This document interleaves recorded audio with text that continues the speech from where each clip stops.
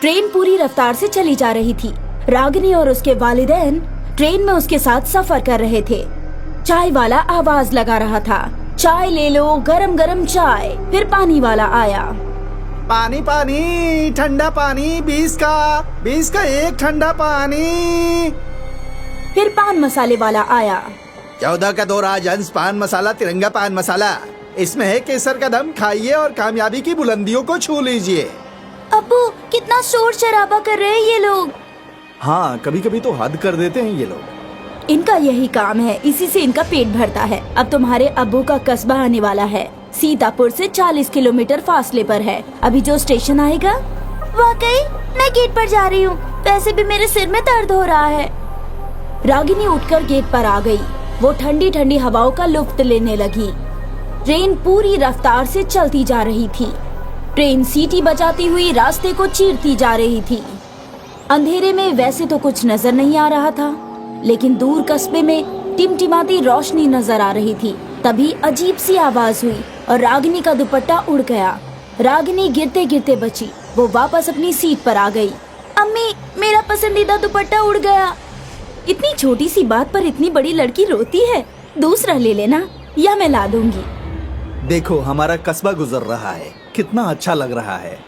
अरे वाह, तो हम लोग कस्बा क्यों नहीं जाते? कितना मजा आएगा ना। अब वहाँ कोई नहीं रहता। तुम्हारे दादा दादी सब अल्लाह को प्यारे हो गए, इसलिए हम सब लोग शहर चले गए।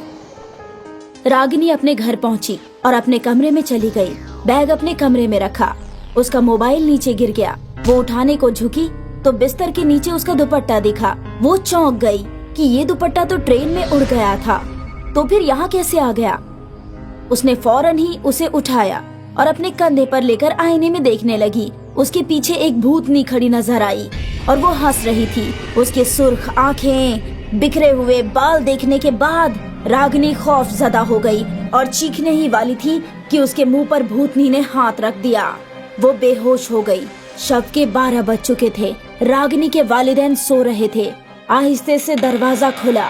रागिनी के हाथ में खंजर था।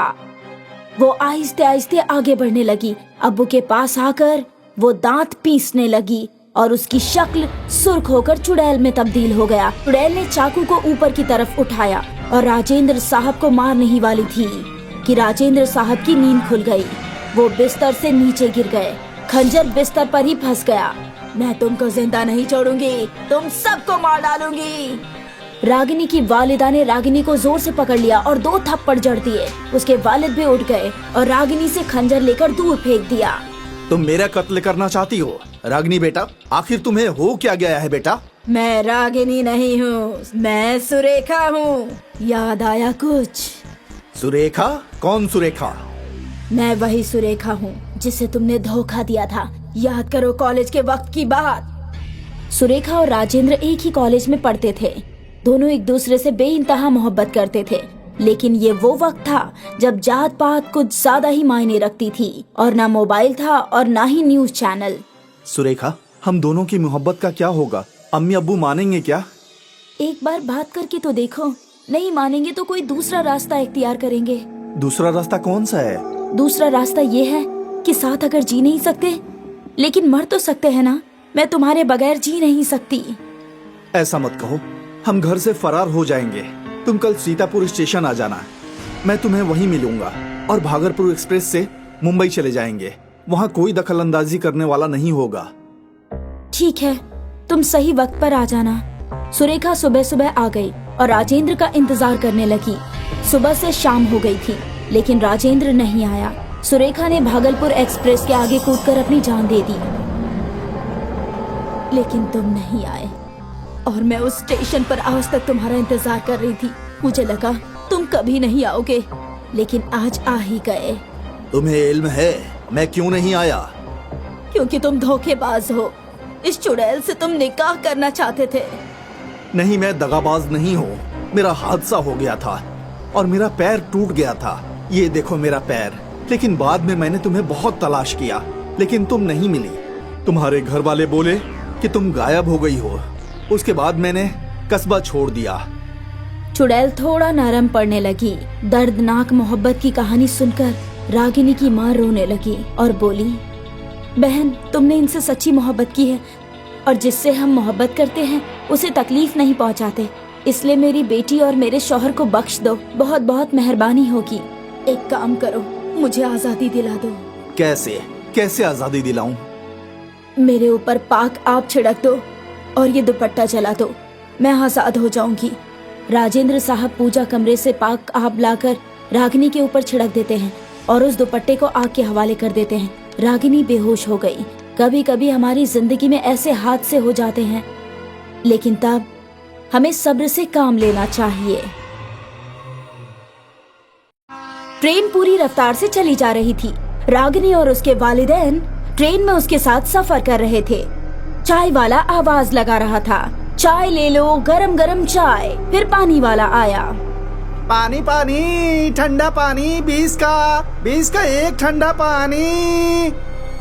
फिर पान मसाले वाला आया, 14 का 2 राजहंस पान मसाला, तिरंगा पान मसाला। इसमें है केसर का दम, खाइए और कामयाबी की बुलंदियों को छू लीजिए। अब्बू कितना शोर शराबा कर रहे हैं ये लोग। हाँ, कभी कभी तो हद कर देते हैं ये लोग। इनका यही काम है, इसी से इनका पेट भरता है। अब तुम्हारे अब्बू का कस्बा आने वाला है। सीतापुर से 40 किलोमीटर फासले पर है। अभी जो स्टेशन आएगा। वाकई मैं गेट पर जा रही हूँ, वैसे भी मेरे सिर में दर्द हो रहा है। रागिनी उठकर गेट पर आ गई। वो ठंडी ठंडी हवाओं का लुत्फ लेने लगी। ट्रेन पूरी रफ्तार से चलती जा रही थी। ट्रेन सीटी बजाती हुई रास्ते को चीरती जा रही थी। अंधेरे में वैसे तो कुछ नजर नहीं आ रहा था, लेकिन दूर कस्बे में टिमटिमाती रोशनी नजर आ रही थी। तभी अजीब सी आवाज हुई और रागिनी का दुपट्टा उड़ गया। रागिनी गिरते गिरते बची। वो वापस अपनी सीट पर आ गई। अम्मी, मेरा पसंदीदा दुपट्टा उड़ गया। इतनी छोटी सी बात पर इतनी बड़ी लड़की रोती है। दूसरा ले लेना या मैं ला दूंगी। देखो, हमारा कस्बा गुजर रहा है, कितना अच्छा लग रहा है। अरे वाह, तो हम लोग कस्बा क्यों नहीं जाते? कितना मजा आएगा ना। अब वहाँ कोई नहीं रहता। तुम्हारे दादा दादी सब अल्लाह को प्यारे हो गए, इसलिए हम सब लोग शहर चले गए। रागिनी अपने घर पहुंची और अपने कमरे में चली गई। बैग अपने कमरे में रखा। उसका मोबाइल नीचे गिर गया। वो उठाने को झुकी तो बिस्तर के नीचे उसका दुपट्टा दिखा। वो चौंक गई कि ये दुपट्टा तो ट्रेन में उड़ गया था, तो फिर यहाँ कैसे आ गया?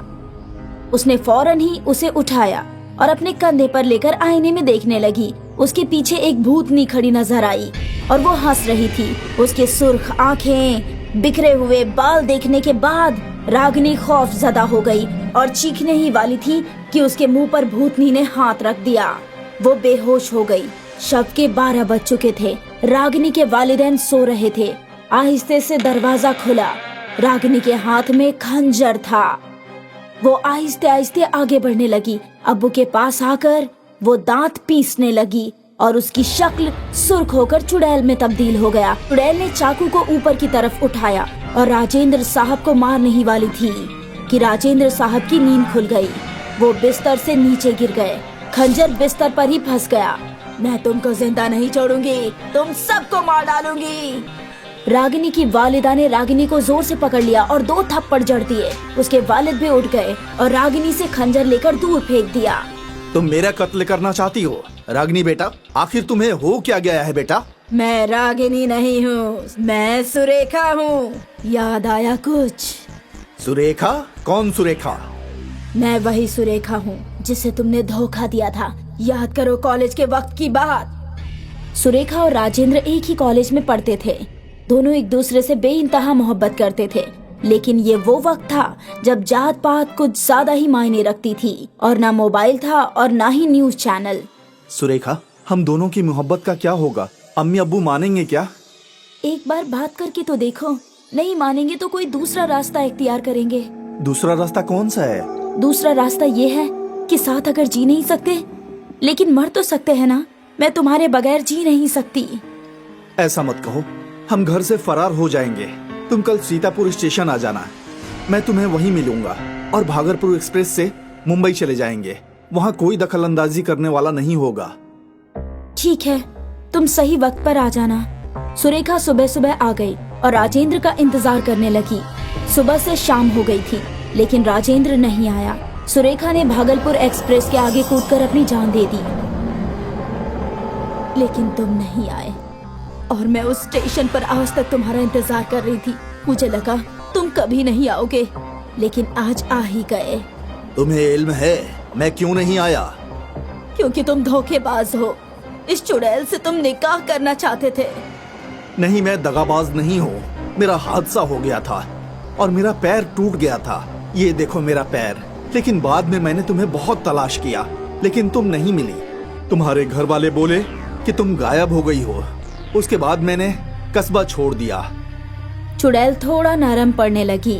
दर्दनाक मोहब्बत की कहानी सुनकर रागिनी की माँ रोने लगी और बोली, बहन तुमने इनसे सच्ची मोहब्बत की है और जिससे हम मोहब्बत करते हैं उसे तकलीफ नहीं पहुंचाते। इसलिए मेरी बेटी और मेरे शौहर को बख्श दो। बहुत बहुत मेहरबानी होगी। एक काम करो, मुझे आजादी दिला दो। कैसे कैसे आजादी दिलाऊं? मेरे ऊपर पाक आब छिड़क दो और ये दुपट्टा जला दो। मैं आजाद हो जाऊंगी। राजेंद्र साहब पूजा कमरे से पाक आब लाकर रागिनी के ऊपर छिड़क देते हैं और उस दुपट्टे को आग के हवाले कर देते हैं। रागिनी बेहोश हो गई। कभी कभी हमारी जिंदगी में ऐसे हादसे हो जाते हैं, लेकिन तब हमें सब्र से काम लेना चाहिए।